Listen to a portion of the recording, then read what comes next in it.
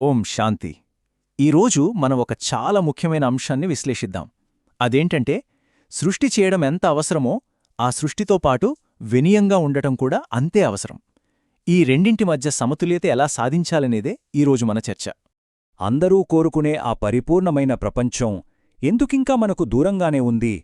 ఇటీవల ఒక దివ్య సంభాషణలో దీనికి కారణమైన ఒక ఆశ్చర్యకరమైన అడ్డంకి గురించి తెలిసింది. ఈరోజు మనం దాని గురించే లోతుగా తెలుసుకోబోతున్నాం.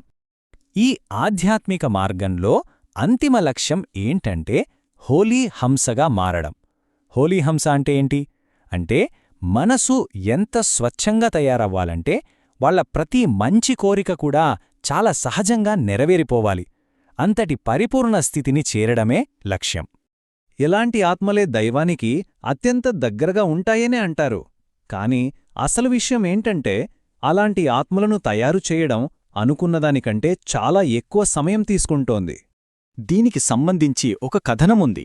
సూక్ష్మలోకంలో ఈ ఆలస్యం గురించే శివబాబాకి మరియు బ్రహ్మాబాబాకి మధ్య ఒక సంభాషణ జరిగిందట. అప్పుడు శివబాబా ఏమన్నారంటే, ప్రపంచాన్ని మార్చడమనేది ఒక్క క్షణంలో జరిగిపోతుంది. కాని ఆ మార్పుకు నాయకత్వం వహించాల్సిన ఆ ముఖ్యమైన 108 ఆత్మల మాల ముందుగా సిద్ధమవ్వాలి కదా. దానికి బ్రహ్మబాబా ఎప్పట్లాగే చాలా ఆశాభావంతో ఆత్మలంతా సిద్ధమవుతున్నారు, సమయం వచ్చినప్పుడు మీరు ఒక సంకేతం ఇస్తే చాలని సమాధానమిచ్చారు. అయితే ఆ సంభాషణలోనే ఒక చాలా కీలకమైన విషయం బయటపడింది.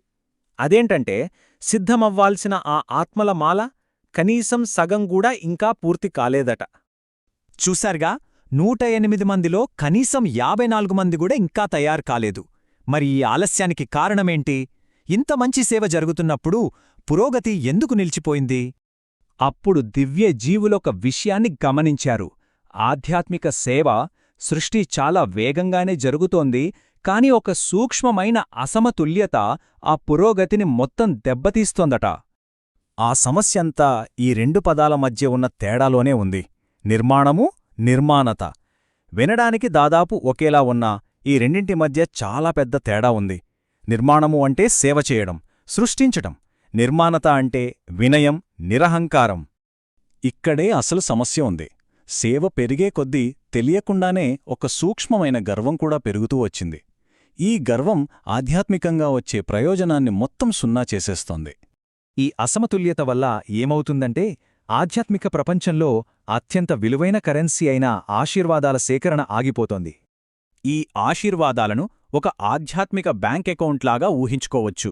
ప్రతి ఆత్మ నుండి మనం సంపాదించే సద్భావన, శుభాకాంక్షలే ఆ అకౌంట్లో జమ అవుతాయి. ఈ ఖాతా నిండాలంటే వినయం తప్పనిసరి. అది లేకుండా ఎంత సేవ చేసినా ఆ దాతృత్వపు అనుభూతిని పొందలేరు.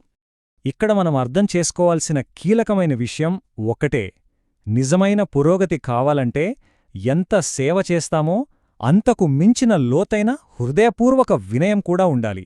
ఈ రెండూ కలిస్తేనే ఫలితం. ఈ అంతర్గత శుద్ధి అనే ప్రక్రియకు ఒక చక్కని ఉదాహరణ ఉంది.